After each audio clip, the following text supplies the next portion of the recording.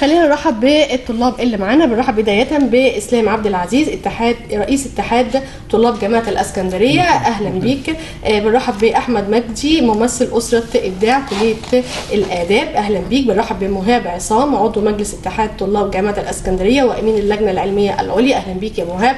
بنرحب بخالد المصري، ممثل حركة طلاب مصر القوية، أهلا بيك يا خالد. خلينا نبدأ بمهاب، عضو مجلس اتحاد طلاب جامعة الإسكندرية، ونقول البداية بدأت ازاي؟ بداية الاتحاد يعني اللي كان واللي احنا يعني غالبا كنا مصدقينه يعني في البداية ان كان المفروض اللائحة توضع يعني زي بمشاركة لا مغالبة، زي على حد القول. ولكن اللي تم يعني اولا ده كان تصور ولا كان طلب ولا كان هو المفروض ان كل جميع القوى الطلابيه تشارك في وضع اللائحه، يعني على ويبقى في مقترح من جميع الكليات. يعني كان هناك وعد يعني شكل طبعا الاتحاد الطلاب الحقيقي كان على اولوياته ان يتم وضع لائحه توافقيه ترضي جميع، يعني تليق بالطلاب بعد سنه 25 يناير. تمام، يعني وضع لائحه توافقيه. لا، طريقه وضع اللائحه كان متفق عليها. الطريقه لا، ما الطريقه هتيجي بقى مع الورش العمل، مع الاجتماعات، مع المقترحات. يعني لم يكن هناك وعدا او لا يعني انتوا تصورتوا كطلاب ما كانش في طريقه واضحه في برنامج انتخاب الاتحاد، خطه واضحه، لا ولكن او يعني انتوا كطلاب كنتوا متصورين ان هيحصل ورش عمل هتشارك فيها جموع الطلاب، تاخدوا اراء، تاخدوا مقترحات، وبعد كده يبتدي يصاغ عليها. ما حصلش ده. اتفضل استاذ محمد. بدانا بعد كده نشوف، يعني الاول عدى شهر، عدى شهرين تقريبا، فبدانا يعني تقريبا فوقنا على موضوع اللائحه في وقت متاخر شويه. فوقتوا ازاي؟ امال انتوا كنتوا فين خلال الشهرين؟ ما انا يعني انا عضو في المجلس ولست يعني رئيس المجلس انا بس، فبناء على الدعوه اللي كانت توجه لي كنت بروح لورش العمل. وانا كعضو في مجلس اتحاد طلاب جامعه اسكندريه لم توجه لي الا دعوه، وكانت دعوه عامه لجموع الطلاب. يعني انا مع اني عضو في مجلس اتحاد طلاب جامعه اسكندريه لم توجه لي دعوه مطلقا، على الرغم من ان رؤساء الاتحادات، بعض رؤساء الاتحادات كانت بتوجه لهم دعوات، وبرضه في ناس معايا في مجلس الاتحاد يعني حصل اقصاء برضه ليهم، ما كانوش بيحضروا ورش عمل. تعرف سبب اقصائك ايه ولا لا؟ الله اعلم، يعني انا مش عارف سبب اقصائي. مين اللي كان بيدعو؟ هو المفروض ان اسلام بيدعو رئيس الجامعه او يعني الرئيس بيوجه الدعوه للاعضاء. تمام. او جميع القوى الطلابيه. فوجئنا ان مفيش، يعني طلعت مسوده اولى، اتحاد طلاب هندسه قدم مقترح. المقترح اتعمل اول مؤتمر للائحه هنا في اسكندريه. ما كان مش كل القوى الطلابيه شاركت، يعني كان قاصر على طيارات بعينها او طيار بعينه. ما حصلش توافق زي ما كنا متفقين ان يحصل توافق، ان احنا نخرج بلائحه فعلا تعبر عن الطلاب بعد ثوره 25 يناير. ده ما حصلش اطلاقا. تمام. الورشه اللي انت حضرتها كانت رقم كام؟ انا ما حضرتش ورشه، هو بس في اجتماعات المجلس. في اول اجتماعين كان الكلام وكان جانبي فقط عن اللائحه، لكن كورش حقيقيه للائحه انا لم احضر اي ورشه حقيقيه للائحه الطلابيه لاني لم ادعى اليها. تمام. معنا على الهاتف الان دكتور صهيب. الو. السلام عليكم. وعليكم السلام ورحمة الله وبركاته. دكتور صهيب، أنا عايزة أتصور حضرتك للموضوع اللي احنا بنناقشه النهارده، وهي اللائحة الجديدة. يعني كان هناك مناقشة قبل بدء الهوى من الطلاب إن المسودة اللي وضعها الطلاب وتم رفعها لوزير التعليم العالي، وزير التعليم العالي وضع لائحة فيها بعض الاختلاف عن المسودة، وهم كطلاب غير راضين عن هذه اللائحة. وبعد ذلك صدق عليها دكتور هشام قنديل في 10/1، ونزلت في الجريدة الرسمية تمهيدا لإرسالها لمؤسسة الرئاسة لكي يعتمدها رئيس الجمهورية بناء على الدستور أو طبقا للدستور الجديد. صهيب نائب رئيس اتحاد طلاب مصر. طلاب مصر، اتفضل يا صهيب. طبعا بسم الله الرحمن الرحيم. انا بمسك على الساده المشاهدين هنضيف اللي محركه تعرف مين، يعني انا ما اعرفش مين محركه، مش قدام الحاله يعني. لكن اللائحه الطلابيه، لما اتكلم عن اللائحه الطلابيه الى الان هو الصوت بيقطع شويه عندي في الاستوديو، الصوت بيقطع شويه، ممكن تعلي صوتك شويه؟ طيب حضرتك احنا كويس كده؟ اتفضل. طيب احنا لما نيجي نتكلم عن اللائحه الطلابيه، احنا بنتكلم عن اللائحه الطلابيه بطولها سنتين شغالين في اللائحه الطلابيه. لما انتخب بعد الثوره مباشره اتحاد طلاب مصر 2011، وتم الاستقرار ان المشروع الاساسي للاتحاد الطلابيه هو اللائحه الطلابيه، وابتدينا نشتغل في الجامعات وعملنا ورش عمل ووصلنا لمقترح لكن اتمد لهذه الاتحادات في شهر فبراير 2012. صهيب نتوقف بس هو سنتين يا صهيب، سنتين يا صهيب عشان اطلع المسوده بتاعت اللائحه اللي هي النهائيه دي. لا ثانية واحدة.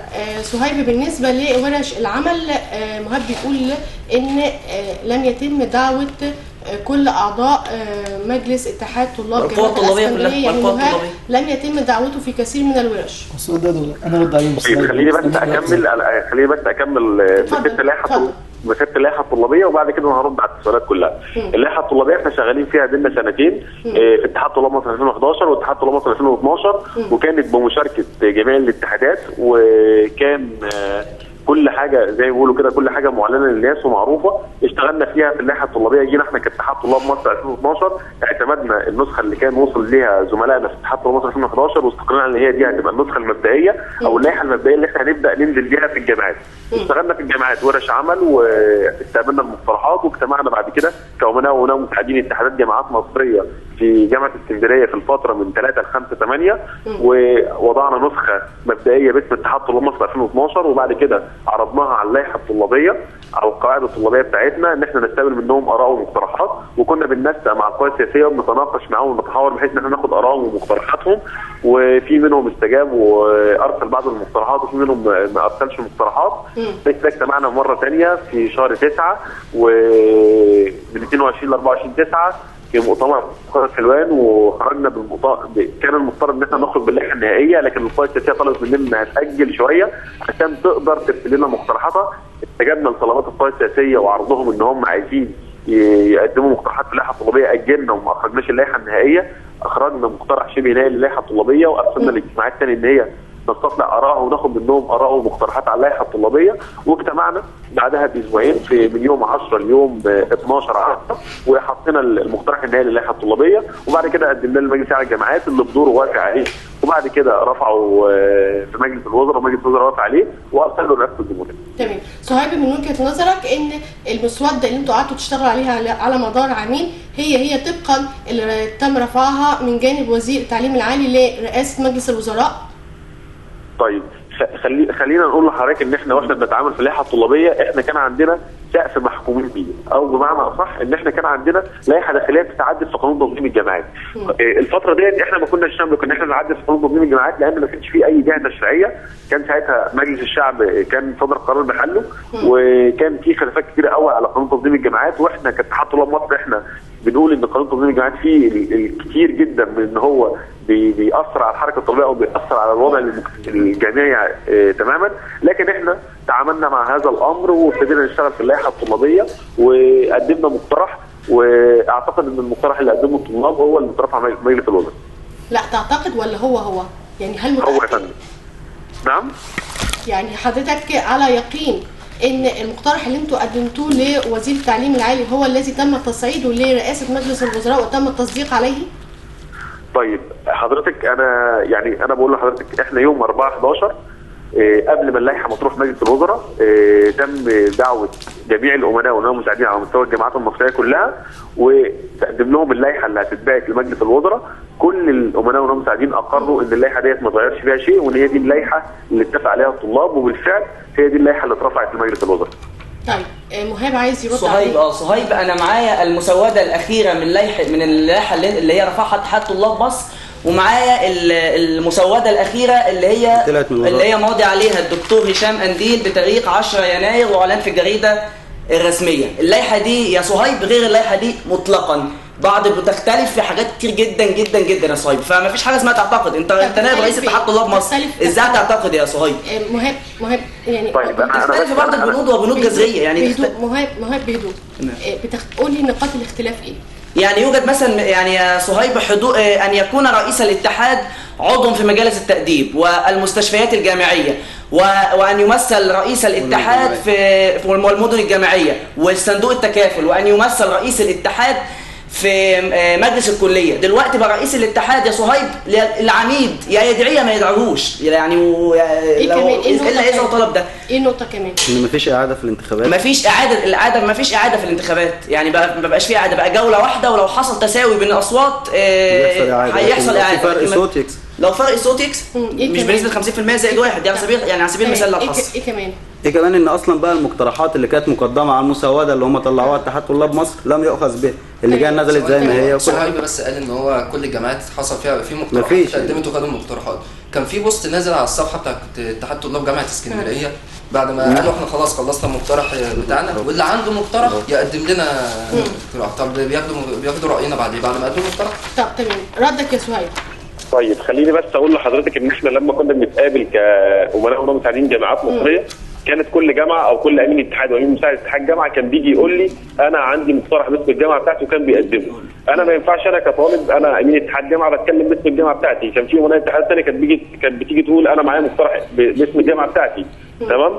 فانا باكد لحضرتك ان كل الجامعات كانت بتيجي بمقترحاتها. وارد بقى ان يكون امين الاتحاد بقى هل هو كان مقصر او ما اشتغلش في جامعته والطلبه شايفه ان هو ما اشتغلش، فدي قصه يعني كان هم دورهم ان هم شادي عضو مكتب تنفيذي لاتحاد طلاب مصر طلع في قناه 25 يناير من حوالي 20 يوم واعترف وقال ان كان في تقصير وما كانش في ورش عمل في جامعه عين شمس وجامعه القاهره وجامعه حلوان، هم جامعات كبيره جدا في مصر ما حصلش فيهم ولا ورشه عمل. نسمع بقى سهيب، اتفضل يا سهيب.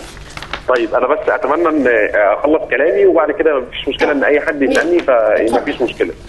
تمام؟ طيب فانا بتكلم دلوقتي ان انا بقول لحضرتك ان انا كانت كل جامعه كانت بتيجي تقول لي انا معايا مقترح باسم الجامعه بتاعتي. انا فعلا انا بقول ان كان في بعض امناء الاتحادات كانوا بيأثروا وما كانوش بيقوموا بالدور المطلوب منهم كويس جدا، لكن كان عندي جامعات ثانيه طلابها كانوا واخدين الموضوع بمنتهى الامانه الشديده وكانوا بيقدموا مقترحاتهم على اللائحه الطلابيه. فاحنا كنا بنجتمع كاتحادات جميع الاتحادات وكنا بنطلع المقترح بناء على راي جميع الاتحادات. ده بالنسبه ان احنا اللائحه طلعت ازاي. طيب في الحاجه الثانيه اخواننا انا سامع زمايلي انا مش عارف مين بالظبط، لكن انا عارف ان هم حصل دلوقتي وهم بيعرضوا الاختلافات بتاعتهم في دلوقتي هو في لبس عندهم او في شيء مش مفهوم. احنا كان عندنا شرط في الاتحادات الطلابيه كان بيقول لحضرتك ان كان شرط حضور 50% من الاتحادات في اول يوم في الانتخابات. ما حضرش 50% اول يوم يبقى 20% ما كانش يبقى الاتحاد اتعين. ده كان بيسمح للادارات الجامعات والكليات ان هي تتدخل في تعيين الاتحاد الطلابي. احنا لقينا الشرط ده تماما. طب ما هي زي ما هي وهتتدخل برضه يا صهيب، زي ما هي وهتتدخل يعني هي هتتدخل. بيقول لك لو ما جاش الانتخابات بيتعين. هيتعين لو مفيش انتخابات برضه هيتعين. اللائحه الجديده هو يا صهيب انت اطلعت على المسوده الاخيره اللي نزلت في الجريده الرسميه يا صهيب؟ انا مش عارف اتكلم. طيب يعني انا بسالك سؤال معاك صهيب، انا مهاب عضو مجلس اتحاد طلاب جامعه اسكندريه، انت اطلعت على المسوده الاخيره؟ طب انا مش عارف اتكلم. ما انا بسالك رد عليا يا صهيب، انت اطلعت على المسوده الاخيره؟ اخلص كلامي وبعد كده ارد على حضرتك. ما عنديش مشكله. تمام انا ما عنديش مشكله. تمام يا فندم؟ طيب حضرتك انا بقول لحضرتك الشرط دوت كان بيسمح لادارات الكليات انها بتعين الاتحادات الطلابيه. اصبح دلوقتي شرط حضور الطلاب اللي هو شرط 50% ده اتلغى تماما. يعني بنعمل انتخابات في اليوم الاول بيجي الطلاب بعد كده بناء عليه اللي بياخد اعلى الاصوات بينجح، بحيث ان احنا ما نمنعش او ما نخليش الاداره تتدخل في تعيين اتحاد الطلاب. ده اول نقطه. النقطه الثانيه اللي بيتكلموا عليها في حته 50% زائد واحد، لا تعالى حضرتك بص لي على انتخابات رئيس ونائب رئيس اتحاد طلاب الكليه. شرط عشان ينجح من اول مره انه ياخد 50% زائد واحد، ما كانش تعاد. اللائحه الجديده لا اللائحه الجديده يا صهيب هو برضه اللي انا متوقعه ان انت لسه برضه ما قريتش المسوده الاخيره يا صهيب. طب نمسك اللائحه ونقول رقم كام؟ اللائحه الماده 321 يا صهيب. تمام اتفضل. الماده 321 يشترط لصحه الانتخابات في لجان اتحاد طلاب الكليات والمعاهد حضور اي عدد من الطلاب الذين لهم حق الانتخاب في كل فرقه دراسيه. ويعلم فوز المرشح الحاصل على اعلى الاصوات، يعلم فوزه الحاصل على اعلى الاصوات، وتتم الاعاده بين المرشحين الحاصلين على اعلى الاصوات. طيب انت حضرتك حضرتك بتتكلم على اللجان يا فندم. انا لا مش اللجان يا صهيب. انا عايز اعرف يا صهيب هو انت صهيب نائب رئيس اتحاد طلاب مصر؟ يا فندم. طيب ما اسمع ايه طلعت على المسوده يا صهيب؟ المسوده الاخيره اللي نزل في الجريده الرسميه يا صهيب بتاريخ 10 يناير 2013 ومصدق عليها الدكتور هشام قنديل رئيس مجلس الوزراء. طب ايه نقطه ثانيه يا ما انا بقول له هو يرد عليا. طب النقطه دي هو عندنا لبس. هو اللي عنده لبس. انت اللي عندك لبس مش اللي عندي لبس. خلينا في صميم الكلام. ما هو صميم هو اللي قال احنا انا مش عارف اتكلم والله. انا مش عارف اتكلم. اتفضل يا استاذ. هو برضه زميلي اللي عند حضرتك بيقول في انتخابات اللجان، انا بتكلم في انتخابات الرئيس يا صهيب والله العظيم ما اللجان يا صهيب، اقسم بالله ما اللجان اهي. اعيدها لك تاني يا صهيب، اعيد لك الماده تاني. استاذنك يا مهاب يا حبيب قلبي انا لسه قايل. انا هعيد لك اللائحه يا صهيب. صهيب خليك معايا. الماده 321 يعلن فوز المرشح الحاصل على أعلى الأصوات، وفي حالة التساوي تتم الإعادة بين المرشحين الحاصلين على أعلى الأصوات. 50% زائد واحد اللي أنت بتقولها. مرشح بالنسبة للجان ولا لا ده الاتحاد كله؟ ما هو انتخابات الاتحاد على قناه اللجان. ولكن يا صهيب ال 50 زائد واحد دي لما بيتصعدوا يا صهيب، اللي هو الانتخاب اللي غير مباشر. ده اللي أنا بتكلم فيه يا فندم، اللي انا بتكلم فيه ان فكره 50% حضور ديت كانت هي بتخلي الادارات تتدخل في التعيين. يعني انا صح؟ ما انت الفكره هي برضه صهيب، يعني انا بقى صح؟ ما سبحان الله. طب اتفضل. على فكره انا بقول خلينا في صميم والله انا في صميم الموضوع بنتكلم فيه. اتفضل يا صهيب. هو مش صهيب. طيب اللي انا بقوله لحضرتك تاني ان في انتخابات النصاب القانوني في انتخابات الدفعات او الفرق بمعنى بالمسمى الانتخابي بتاعنا عشان الناس بس تبقى واضحه ليها، كان شرط حضور 50%. الشرط ده اتلغى بحيث ان احنا ما يبقاش فيه تعيين او فيه تدخل من ادارات الكليات. ده حاجه. الحاجه الثانيه في انتخابات اللجان، انا ما بتكلمش عن انتخابات اللجان تماما، انا بتكلم في انتخابات رئيس ونائب رئيس اتحاد طلاب الكليه. انتخابات رئيس ونائب رئيس اتحاد طلاب الكليه، يشترط عشان يحصل على المنصب او يكون رئيس ونائب رئيس ياخد 50% زائد واحد من الاصوات. ده الكلام اللي انا قلته. طلعها يا صهيب، طلعها الملحه الجديده يا صهيب. هو انت عشان بس انا هرد الحته اللي بيقول لك الاداره بتتدخل. طب ما الاداره بتتدخل اللي هي بتحط مستشارين في اللجان يا صهيب. صهيب قول لي رقم كام الكلام اللي انت بتقوله. ممكن تقول لي الماده؟ قول لي الماده اللي انت الكلام بتقوله. ثانيه. طيب تمام، يبقى احنا كده قول لي الماده يا صهيب. طب ماشي يا حبيب قلبي ثواني بس. حاضر. يبقى الكلام اللي انا بتكلم فيه ان رئيس ونائب رئيس اتحاد طلاب الكليه ياخد 50% زائد واحد من الاصوات. اللي انا بقوله، انا ما قلتش انتخابات اللجان، انا قلت من الاول خالص كلامي كان واضح في حته 50%. دي حاجه. الحاجه الثانيه ان حته ادارات الكليات، انا بتكلم في نقره وانت بتتكلم في نقره ثانيه يا صهيب. انا 50% زائد واحد دي بعد ما ال 14 يطلعوا في العليا يا صهيب، بعد ما ال 14 يتصعدوا، فاذا بينتخب رئيس الاتحاد ياخد 50% زائد واحد من ال 14 يعني 8. انا بتكلم عن عضو الاتحاد عشان يبقى عضو الاتحاد، فاذا ما فيش اعاده، لو جاب صوتين ينجح. طب ثانيه واحده. طيب ثواني بس. طيب يعني يا ريت بس يعني زمايلي صدرهم يتسع ليا انا البروفا هينقطع من اتساع صدري والله. انا بقول لك مهاب لو سمحت صهيب يا ريت لما تتكلم حضرتك يعني نقول الماده. اتكلم بالماده. انا بتكلم بالماده. رقم كام؟ طيب حاضر، انا ما عنديش مشكله. طيب ماشي. طيب اصل انا دلوقتي انا اصلا مش قدامي اللائحه، فانا مش عارف اقولها لحضرتك بالظبط. تمام. لكن انا بتكلم. ارجوكوا كمل يا صهيب كمل. انا بتكلم هو بيقول ان حته ان انت قلت ان اعضاء الاتحاد ب 50%. لا، انا بقول ان اعضاء الاتحاد بينتخبوا بدون شرط حضور 50%. ده اللي انا بقوله لحضرتك. تمام. انت قلت كده؟ ما انا كنت بقول ايه؟ والله يا فندم انا ماشي يا صهيب، هو في لبس. ماشي. اي اضافه ثانيه يا صهيب؟ في طبعا. بالنسبه ان هو حضرتك بيتكلم بيقول ان مستشارين اللجان بيتدخلوا. لا يا فندم، حضرتك مستشارين اللجان دول، خلينا نقول ان مستشارين اللجان دول اعضاء التدريس. تمام. فاللي بيحصل ان انا كاتحاد طلاب او ككيان منتخب برشح 2 للاداره او برشح 3 للاداره. ما دي وصايه يا صهيب، ما دي وصايه من الاداره. المفروض اتحاد الطلاب كيان مستقل بيتعامل مع الاداره عشان يجيب حق الطلاب. ماشي يا جماعه نكمله. كمل يا صهيب. اتفضل يا صهيب. انا صراحه انا شايف يعني بعد اذن حضراتكم انا سامع حضرتك. اتفضل. طيب يا ريت بس يعني انا زي ما قلت لحضرتك زمايلي صدرهم يتسع ليا ان انا اقدر اكمل. تمام. طيب حضرتك هم اعضاء التدريس. تمام. انا ما ينفعش اجي اقول انا هعين عضو هيئه التدريس.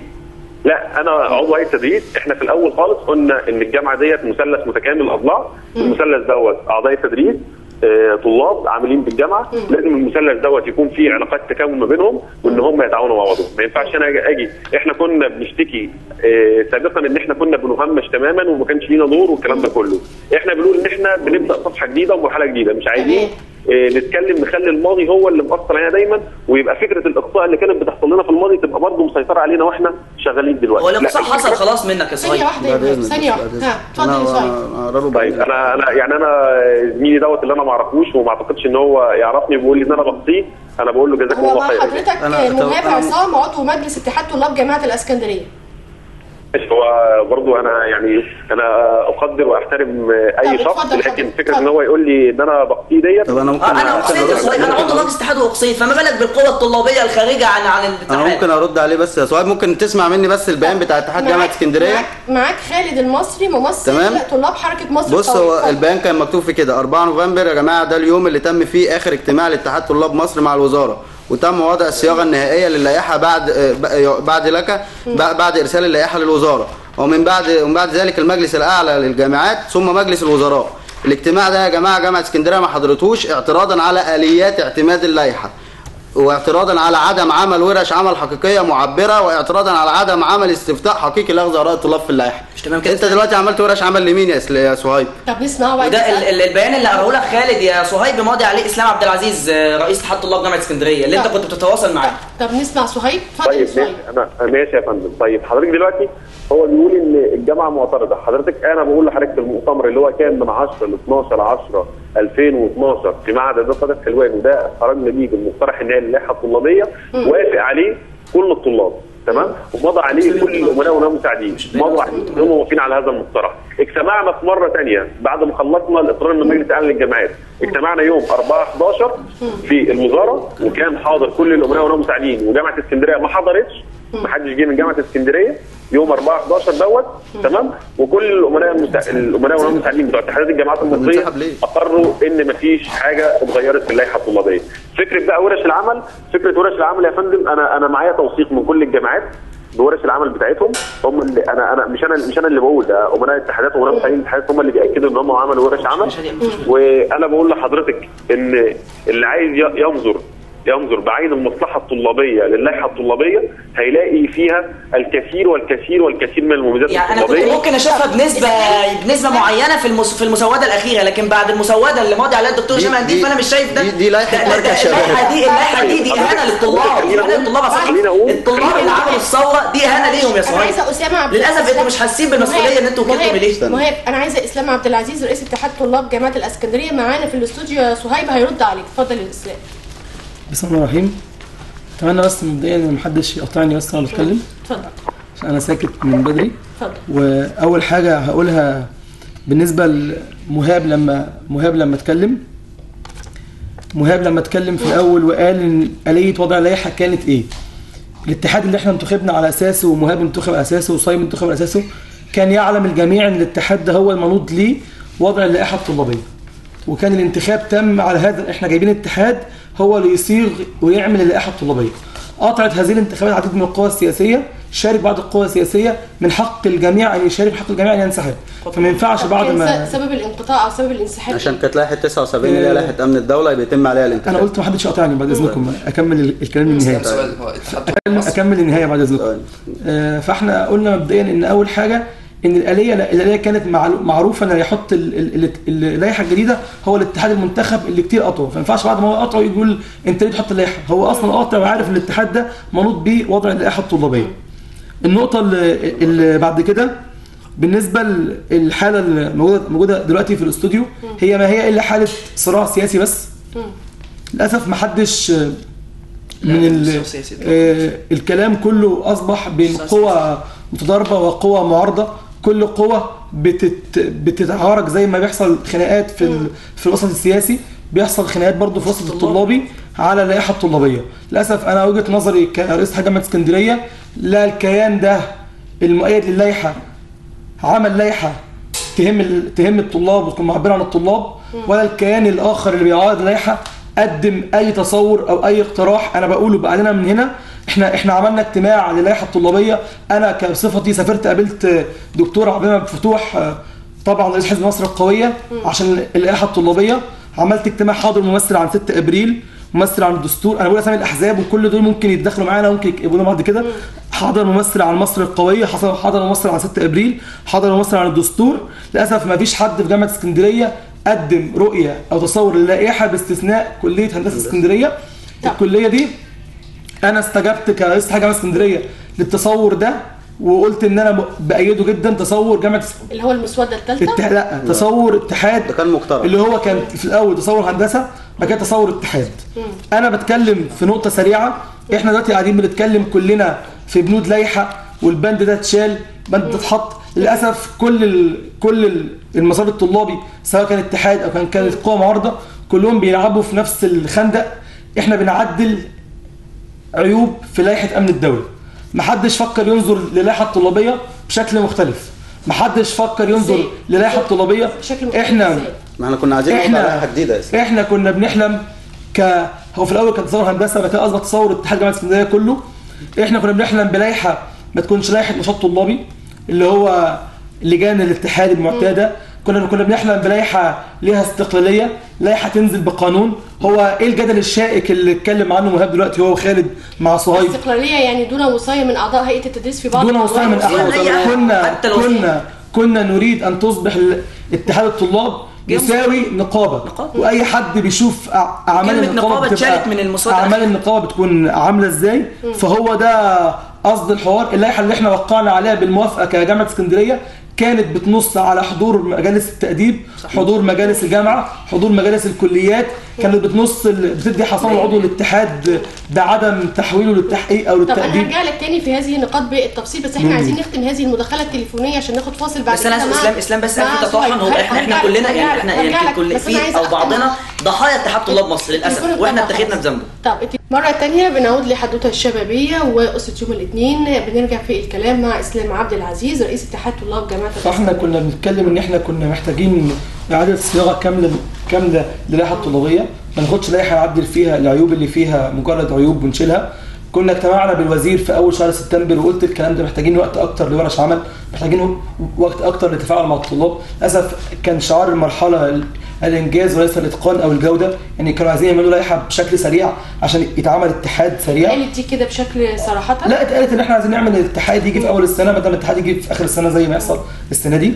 فاحنا بعد كده اللي حصل ان احنا كنا محتاجين وقت اكتر لورش العمل، ده ما تمش. كنا محتاجين وقت اكتر للتفاعل مع الطلاب، ده ما تمش بشكل كبير لان وقت عمل اللائحه كان في الاجازه. طبعا كان صعب نجيب الطلاب في الاجازه، كنا بنعمل دعوات لكن كان الاستجابه بيكون ضعيف بسبب الاجازه، بسبب عدم وجود الطلاب يعني في الجامعه. يعني هذه الدعوات لم يتم اقصاء احد؟ لا طبعا، انا اقول لحضرتك حضر وممكن نمثل على الناس دي يتكلم. مصر القويه 6 ابريل الدستور، حضر طبعا طلاب اشتراكيين، حضر طلاب من الاخوان، حضر كل القوى السياسيه. طب بالنسبه لمهاب ده عضو مجلس اتحاد طلاب جامعه الاسكندريه، احنا مش عايزين بس احنا بنتكلم في الامور بشكل كعضو مجلس اتحاد لا بقول على اسلام. ثانيه واحده يا مهاب، انا بقول على سبيل المثال يا اسلام، انا بقول على سبيل المثال، بقول على انا بقول على سبيل المثال. بالنسبه برضه سريعا الاجتماع بتاع بقول على سبيل المثال لم يتم اقصاء احد لا خالص يعني اعضاء مجلس اتحاد جامعه الاسكندريه. لا كله كان بيبلغ وكله كان بيعرف الاجتماعات، وكله الاجتماعات كانت بالعلن بشكل كبير بشكل مفتوح. ما كناش بنعملها في الجامعه عندنا. بالنسبه لاجتماع 4 نوفمبر اللي مضت عليه اللي تم قرار اللائحه الطلابيه النهائيه، الاجتماع ده انسحبت منه جامعه اسكندريه اعتراضا على ضيق وقت عمل اللائحه، اعتراضا على ان احنا كنا عارفين ان الاجتماع ده هيتاخد راي المستشار القانوني اللي هو حذف كل مميزات اللائحه، حذفها لان هي بتعارض قانون تنظيم الجامعات. احنا للاسف احنا جزء من القانون ولسنا قانون، فاحنا قلنا في الاخر احنا عارفين هنروح الاجتماع هيتشال كل مميزات اللائحه اللي احنا عملناها من حضور مجالس التاديب، حضور مجالس يعني الكليات. المستشار القانوني اللي وزير لازم يلغي لان هو حذف المواد اللي انتم بتعتبروها مميزات لتعارضها مع قانون تنظيم. احنا كنا اصلا احد اهدافنا نعمل اللائحه بقانون وليست جزء من قانون. وده كان اكبر دليل ان الطلبه ما شاركتش في اللائحه، لان لو كان في لائحه الطلبه عايزينها كان زمان الطلبه عملت ضغط عليها. هرجع لك تاني بس نختم كلام اسلام في حقيقي نقطه ثانيه. اسلام نقطه سريعه ان احنا سريعا جدا ان احنا كنا بنتكلم طب انا هرجع لك مره ثانيه بس نتوقف لرفع اذان المغرب المبارك ثم نعود وحدوته شبابيه. عودة مرة أخرى وحدوتة شبابية لقصة يوم الاثنين. بنرجع في الكلام مع إسلام عبد العزيز رئيس اتحاد طلاب جامعة بسرعة عشان وقت البرنامج. احنا في 4 نوفمبر انسحبنا من الاجتماع اعتراضا على حاجات كتير جدا قلتها قبل الفاصل قبل الأذان، واعتراضا برضو ان احنا ما كانش فيه استفتاء طلابي ملزم لوضع اللائحه الطلابيه، لان استفتاء الطلاب بشكل عام زي ما حصل استفتاء على الدستور بنعم ولا، كانش ده كان شيء غير موجود اصلا وما تمش اقراره، رغم ان احنا كجامعه اسكندريه كنا مصرين عليه. وكان الحجه نتيجه برضو ضيق الوقت اللي احنا كنا نتكلم ضيق الوقت اللي حصل بعد كده ان احنا فضلنا من 4 نوفمبر لغايه النهارده. كان ضيق الوقت كان سبب مقنع؟ ضيق الوقت ان هم عايزين يعملوا، لا كان سبب مقنع ان هم نفسهم يعملوا يجيبوا اتحاد بسرعه في الترم الاول بدل ما يجي اتحاد اخر السنه زينا، اتحاد مدته قليله محدش يعمل خطه ويجهزها. فاللي حصل ان احنا من 4 نوفمبر التاريخ اللي احنا انسحبنا منه لما اقروا اللائحه بعد مصر القانوني ما لغى منها حاجات كتير جدا، من 4 نوفمبر لغايه النهارده احنا اهو في اوائل شهر فبراير لا لائحه اعتمدت ولا اتعملت انتخابات. التأخير ده تتحملوا كل بقى جهات التنفيذيه في الدوله من اول اتحاد طلاب مصر لغايه الوزاره لغايه الرئاسه لغايه مجلس الوزراء، كل دول يتحملوا ان احنا قاعدين حوالي 3 شهور. انا كنت بقول للوزير واحنا تحملنا، انا كنت بقول للوزير قابلت الوزير لما قابلناه في الاجتماع قلت له يا دكتور مصطفى ادي شهر كمان ناخد راي طلبه في اللائحه، شهر واحد كمان او اسبوعين. قال لي برضه ضيق الوقت. فاحنا بقى لنا حوالي 3 شهور من نوفمبر لغايه فبراير لا عملنا انتخابات ولا جبنا اتحاد ولا حتى عملنا لائحه قويه جدا، لائحه معبره بشكل قوي جدا